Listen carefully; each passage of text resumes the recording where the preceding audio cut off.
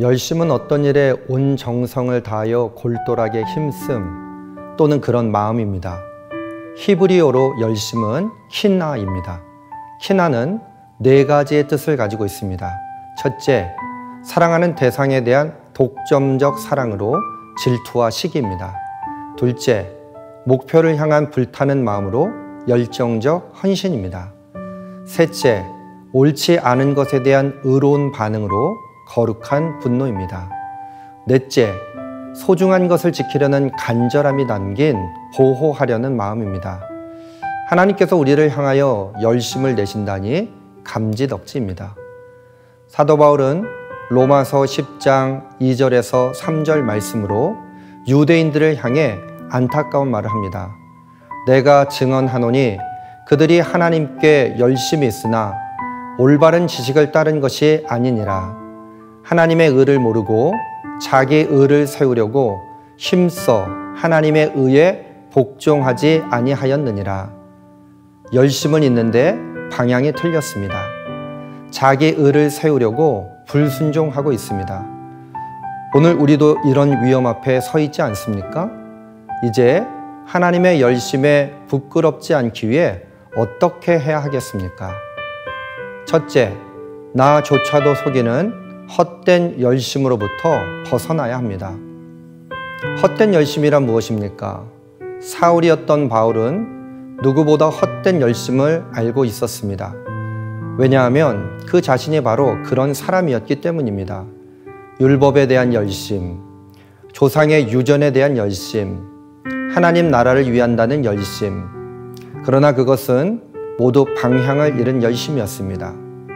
왜 그들은 헛심을 쓰고 있었을까요? 방향이 없었습니다. 복음에 대한 편견과 오해와 무지가 있었습니다.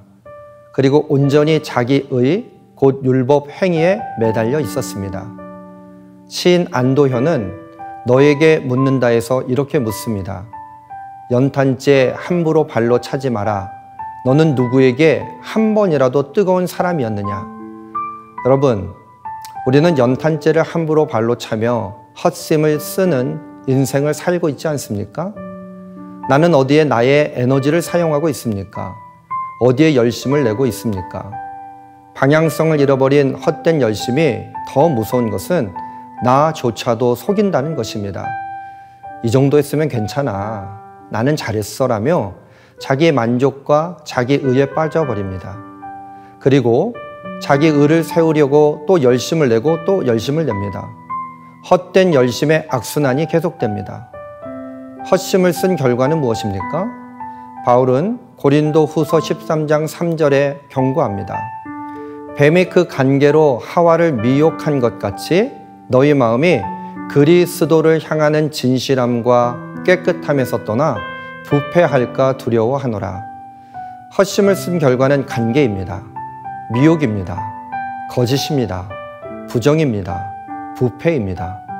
우리는 간계와 미혹과 거짓과 부정과 부패에 빠질까 두려워해야 합니다. 나도 속이고 너도 속이고 우리 모두를 속이는 헛된 열심으로부터 벗어나야 합니다. 하나님의 열심에 부끄럽지 않기 위해 나조차도 속이는 헛된 열심으로부터 벗어날 수 있기를 소망합니다. 둘째, 열심을 내시는 하나님의 속내를 깊이 살펴야 합니다. 고린도 후서 11장 1절에서 바울은 이상한 말을 합니다. 원하건대 너희는 나의 좀 어리석은 것을 용납하라. 청하건대 나를 용납하라. 왜 바울은 나는 어리석으니 용납해 달라고 합니까? 그는 주제 파악을 정확히 하고 있었기 때문입니다.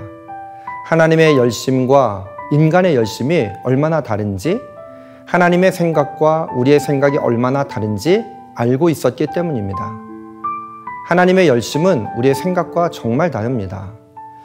얼마 전 한 선교사님이 러빔의 하나님의 열심으로 하나님을 찬양했습니다. 하나님의 열심은 내 생각과는 너무 다릅니다.